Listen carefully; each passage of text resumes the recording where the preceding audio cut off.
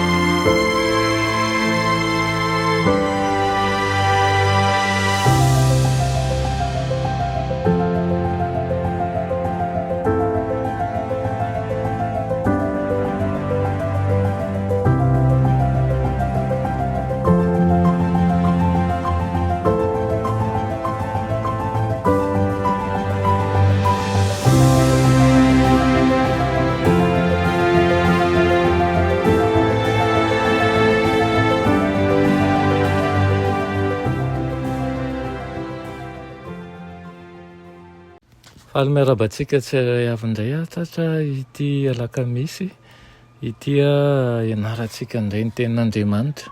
Misaotra an'Andriamanitra isika fa mbola tombontsoa lehibe no ananana an'izany. Mialohan'ny dirantsika ny amin'ny lesona anio alakamisy fa enan'ny volana Jolay zany lesona ho an'ny lehibe da hivavaka Tompo Andriamanitra eo mbola misaotra anao zahay fa mbola nomenao tombontsoa lehibe ahafahanay mandinika ny teninao, ahafahanay mandray ny fahasoavanao ary koa ahafahanao miasa ao anatinay mba ho kolokoloinao havokatra be. Dia izany indrindra no irianay Tompo, miasa ao anatinay aminaran'i Jesosy, amen. Lohateny lesonantsika androany dia manao hoe ny fanahy masina tombo-kase sy antoka. Ny fanahy masina tombo-kase sy antoka. Eo am-panazavana ny mahazava-dehibe ny fanahy masina eo amin'ny fiainan'ny mpino dia nampiasa sarainy-ohatra roa momba ny fanahy i Paoly.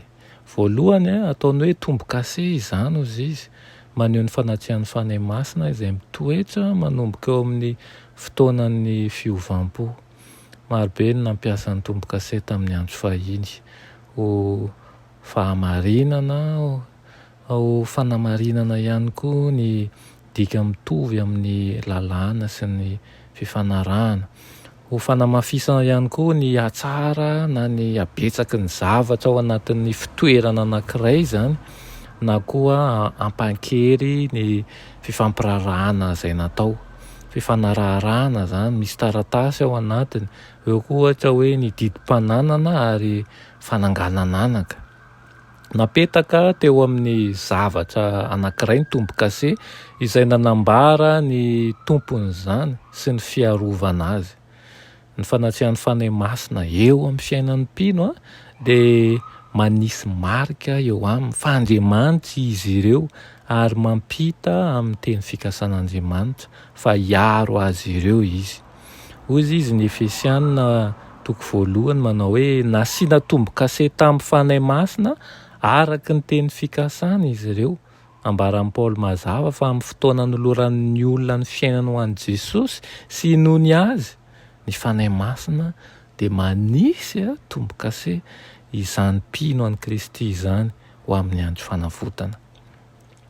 Fahamarinana manafaka sy manome toko mahafinaritra tokoa zany raha vatany vao mino ny mpanaradian'i Kristy dia manisy ny tombo-kase ny famonjena eo amin'izy ireo ny fanan'Andriamanitra. Tena mahafinaritra izany. Ny sarainy ohatra anehoan'i Paoly ny fanahy masina dia ny hoe antoka. Fanahy masina zany no antoko ny lovantsika izay mampanantena fa ho avy ny fotoana hanomezana antsika an'ilay lova amin'ny fahafenony. Ny tenina dika hoe antoka arabaona zany dia teny Hebreo momba ny hoe fampindramam-bola nampiasaina betsaka tamin'ny teny Grika, iombonana na kohina tamin'ny andron'ny testamenta vaovao izay nentina ilazana ihany koa ny hoe rotra-bola voalohany na hoe petra-bola na hoe antoka izay manery ny mpandony vola andony ambiny. Mario fa tsy mandoa an'io antoka io akory ny mpino fa mandray an'izany avy amin'Andriamanitra kosa. ny fanatrian'ny fanahy masina zay sarobidy eo amin'ny fiainan'ny mpino.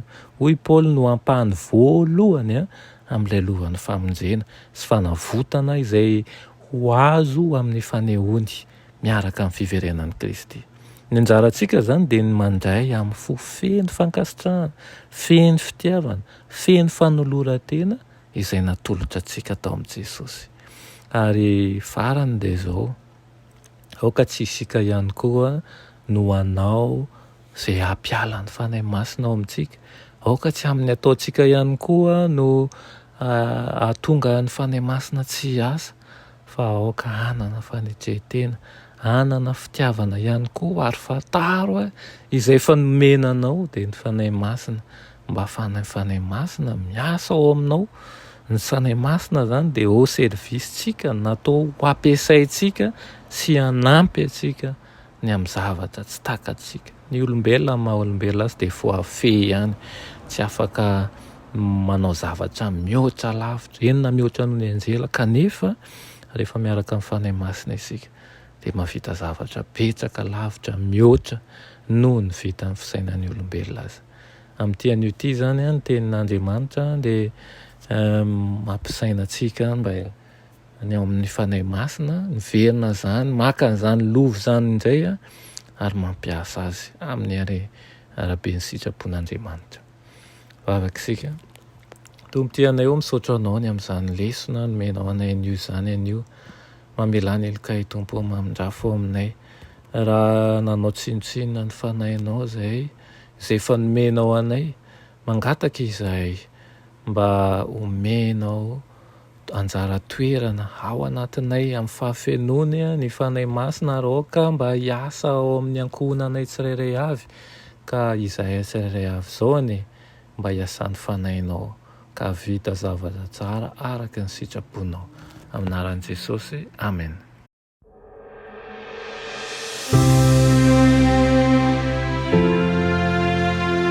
Mianatra eo an-tongotry Jesosy isan'andro.